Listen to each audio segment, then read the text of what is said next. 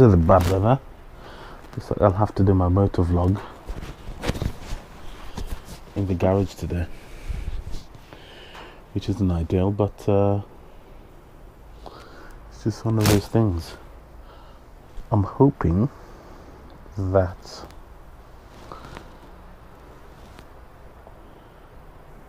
to get on the bike. Yeah, I know it's winter and everything, and the weather never really gets any better, but there's a chance that the weather's going to break sometime next week, sorry.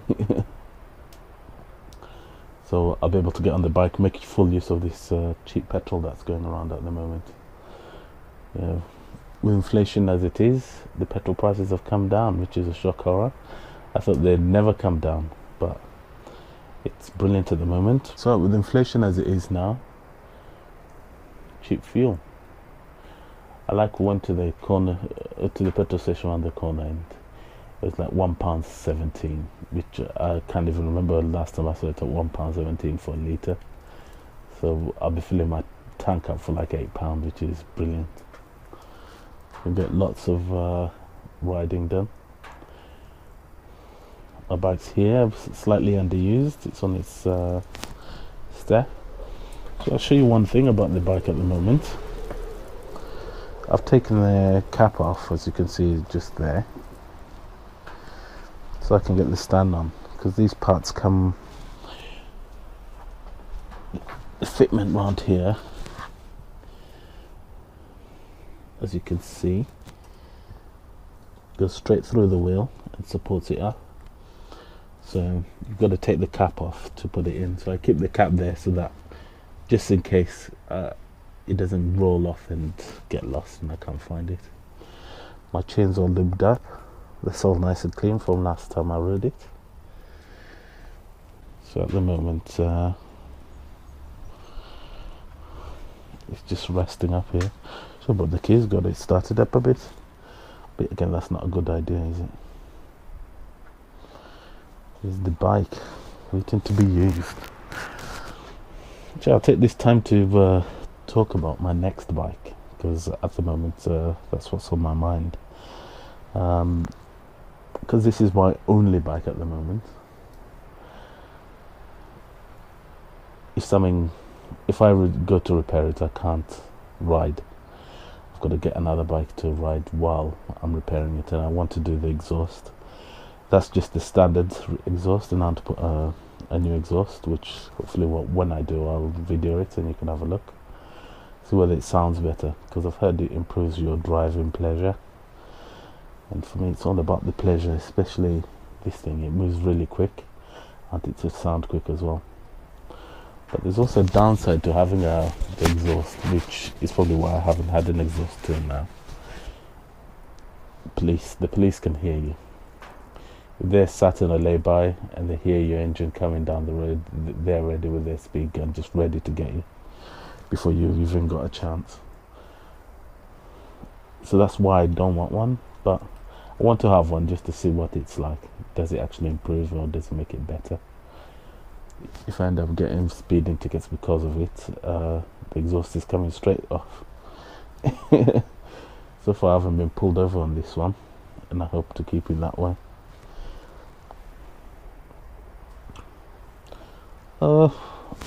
Yeah, same with the weather as it is. I might as well talk a bit about riding. The years that I've ridden a bike till now, which is, I was just looking at that. Yeah, I first started riding when I was like 14 years old, and it was on a dirt track up north in Yorkshire, Humberside it was. I used to ride a scrambler. It's actually the first vehicle I've ever ridden, a scrambler was. I got one on the road once I was 16, and I've been riding ever since. I did a lot of years riding with on a 125. A lot of people could laugh about it, but at the time 125 was the bike for me. I think it's what makes you safe in the end, because you don't go that fast, you learn all the tricks, and 125 is actually quite hard to control, especially like the tires are smaller. Like these tires. Look at the size of these tires. Yeah, the thing goes straight. You, yeah, it takes so much just to unsettle these, especially these Hondas. They're just like glued on the road. Unless you're like really stupid and you get throttle happy, then you're gonna come off. But other than that, if you take it gently, it's actually an easier bike to ride than a 125. 125 over a bump, it throws you up. Round the corner, the wheels are thin, you lose grip quite easily, so you've got to be careful. Like look at that. I don't really push this, but you can see the line on the tire there. That's how far I've gone around the corner with it, which isn't that far, but that's because I haven't pushed it. I haven't tried to put my knee down or anything. I've just enjoyed riding. Just the power, the acceleration, the low end power is awesome on this. That's why even on my videos you don't see me opening it up, because that pull, the pull is all you want. You don't need to do 170, because 170 will get you killed. Accelerated to 41.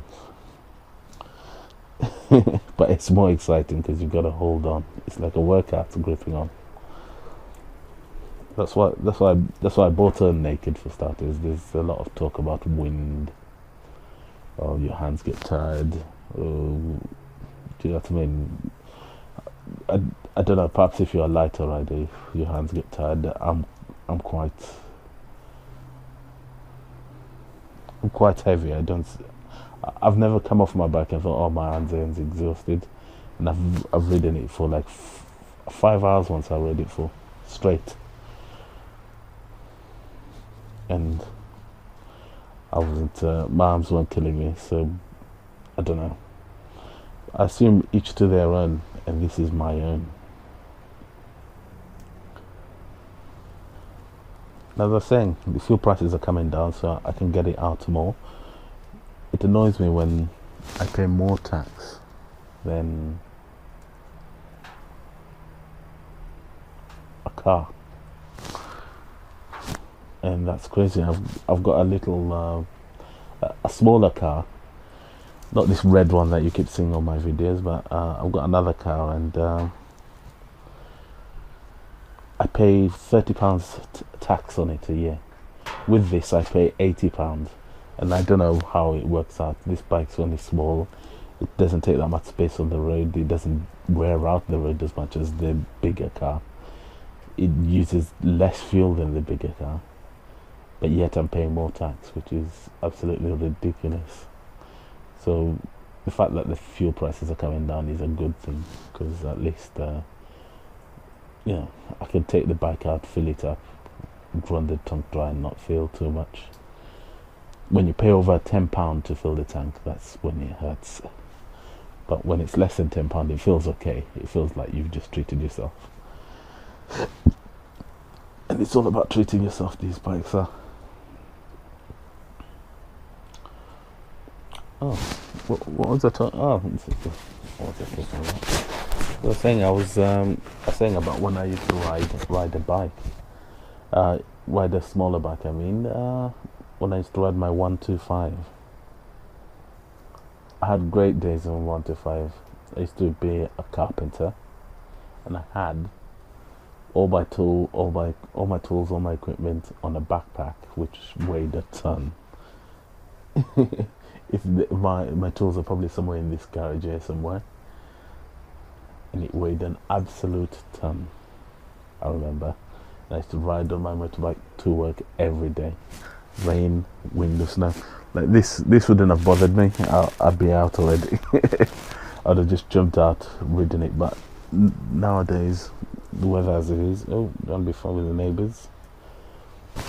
Probably think I've gone crazy, sat in the garage, filming my video and filming my bike and talking to myself.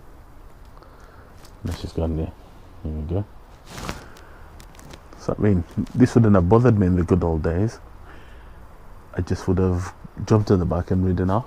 Because once you're in the rain, you forget about the Once you do one, you forget all about the cold.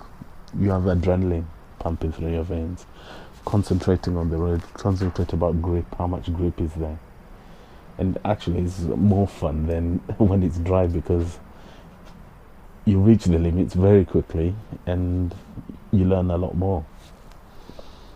I think I learned more about riding a bike in black ice, cold morning with black ice on the road, with my tools on my back, which weighed a ton and used to unbalance me on my 125. Yeah, you learn a lot. You learn a lot, especially how to deal with black ice. You don't see it coming, then the bike just starts wandering, and just being on top of that gives you such an adrenaline rush you can't believe.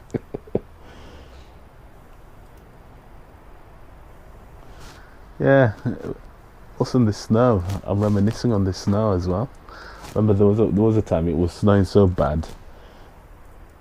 I was riding my bike. Actually, it's my really old bike. It's actually here in the garage, which quite disrespectfully for it is underneath a lawnmower, and but the reason there's my old bike. If you can see it there. Yeah, that's my old bike.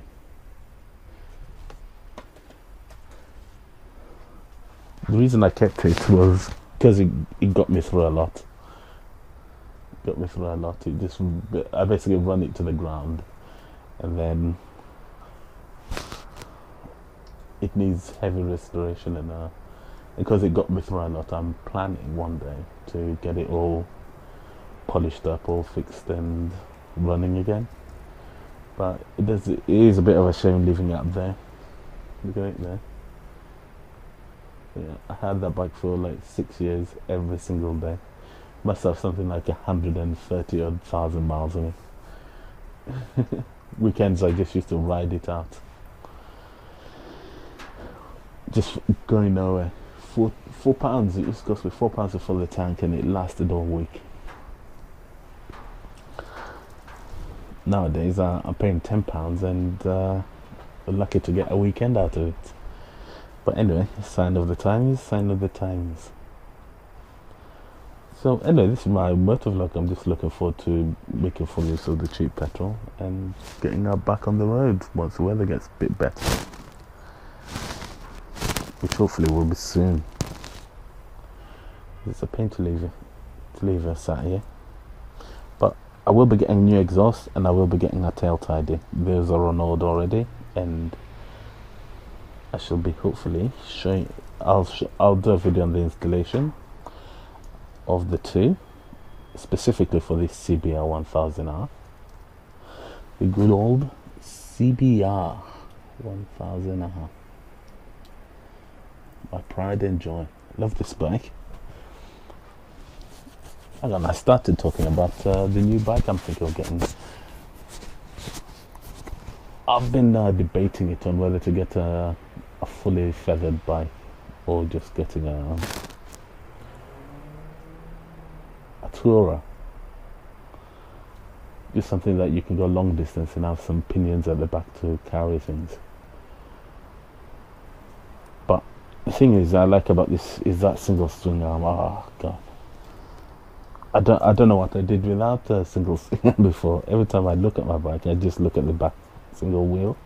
If you check out one of my videos, the one after I just cleaned it, I had just cleaned it a few months ago, and I was looking at it shining away, and I saw that wheel, and I thought, I've got to video the shine and the wheel. I think the wheel got about 50-50 split on the shine and the wheel, which is a bit indulgent of me, but if you love your bike, you love your bike. Anyway, that's it for today. I'll probably hopefully do another vlog soon. I'm thinking of doing one to the beach, so it'll be basically a race to the, well, not a race, we don't do racing here, a drive to the beach. In the car, I've managed to get to the beach in about 25 minutes, so I'm hoping with the bike the complete run from here to the beach should be about 17, because there's a lot of country roads, and if you get stuck behind a lorry. So I'll be aiming for 17 in my next video to get there, and hopefully won't be too long. Be back out. God, look at the wind out there. You can literally see the rain pouring down. It's that fine rain, you know, the one that soaks you through. So anyway, bye bye bike, bye bye people, and till next time,